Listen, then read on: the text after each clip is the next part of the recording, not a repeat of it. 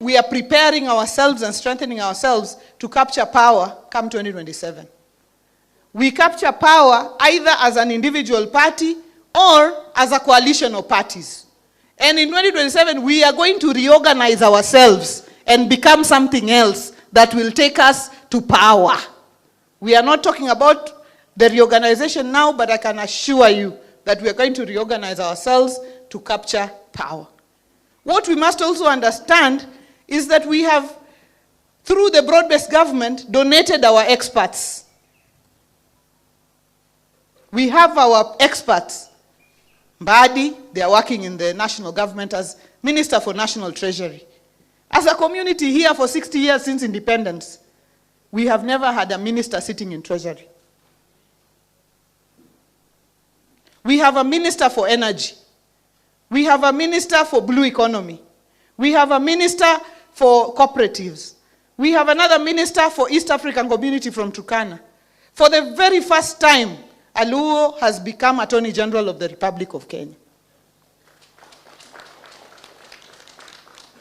So I want to ask you, should we now start fighting these people? Should we fight them? So as a party, we must also recognize that our people are in the government. We cannot begin a war, open a war against them. Otherwise, we will be a party of contradictions.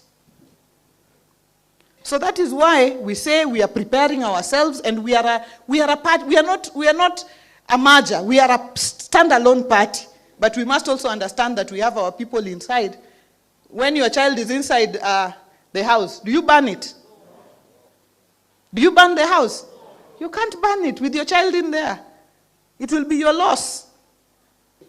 We can say, oh, abductions are wrong. Yes, it's a human right violation. But the bigger human right violation is also to discriminate a whole community for 60 years without them having any chance at anything. Well, that is Homa Bay Governor Gladys Wanga telling Kenyans that for them, they're in government. Since they have the few CS positions, they cannot start attacking or criticizing the government. In other words, you cannot bite the finger that is feeding you. That is what they are telling us. For me, I thought ODM was a party of, everyone. It was a national party because it has its wings spread evenly everywhere in this nation. We have ODM in Coast, Western, the Kisii region. We have Northeastern, Nairobi, and so many other parts of this nation. The party has grown wings. But when the chairman speaks publicly and starts saying that they are not going to be politicizing, they are not going to start to criticize the government, it's a worrying move, because we didn't know that the party was about a person from a certain region, and this time from Luo community ascending to power. And there's nothing wrong with that, but the way she's put it, we thought the party was a national party. Excuse me. Now,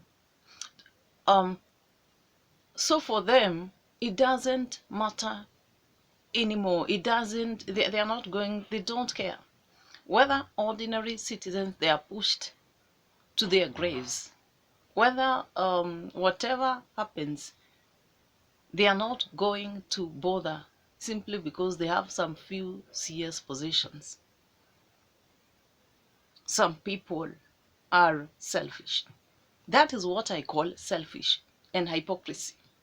The party which was so much supported by so many Kenyans, now simply because they have some few positions, they cannot pinpoint some of the things which are not right with this government.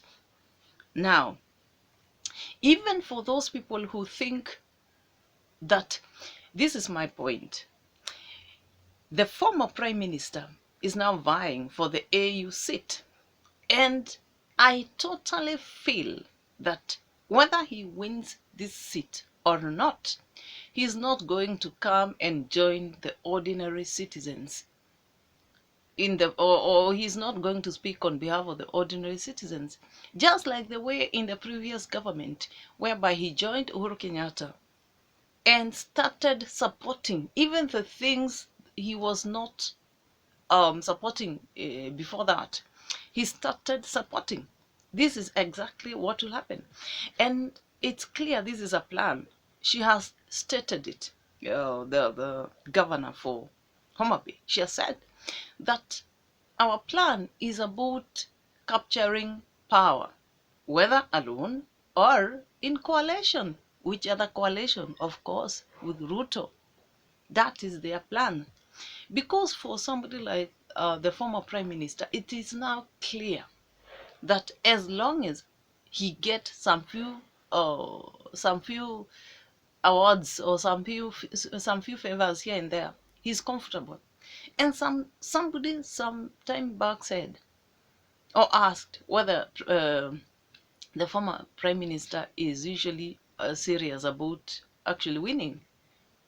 It's like he's never serious, because once you always join your opponent, last time probably he would be the president of this nation, but he messed the same way. He started supporting the sitting government the same way he is doing it now. He settled for so little. How can you start clapping to the government simply because you've gotten some few seats?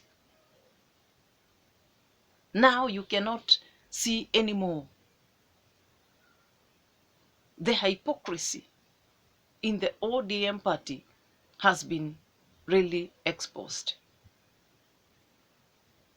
And even for the likes of Edwin Sifuna, for me, I feel he's a marked man. He's a marked man. For them, it's like this is a party of the Luo region. It is a Nyanza party, not you. For Sifuna, probably they feel he's an outsider. So, for those who are waiting for the former prime minister, if he doesn't get the seat, that he'll come to join you in pushing Ruto to do the right thing, that is a daydream. The guy will come to join and continue eating, because for now they are eating. It's clear, but they will be now guarding their eating and also trying to ensure that they secure another eating, if I may call it so, in 2027. And just like Ruto, Raila doesn't like dissenting voices in his party. Somebody like Sifuna, somebody like the Salasa, I think he's called Salasa, the guy who was, who decided to tell Ruto the truth. The dissenting voices, somebody like Onyonka, he doesn't like those voices, and probably it's just a matter of time they'll be kicked out of the party, or even the position they hold, like Sifuna, who is now the Secretary General of the same party. For them, they're in government and they're there to stay. So, what do you think of this statement by the chairperson of ODM? Thank you very much, and kindly subscribe to my channel and also like the video. Thank you so much.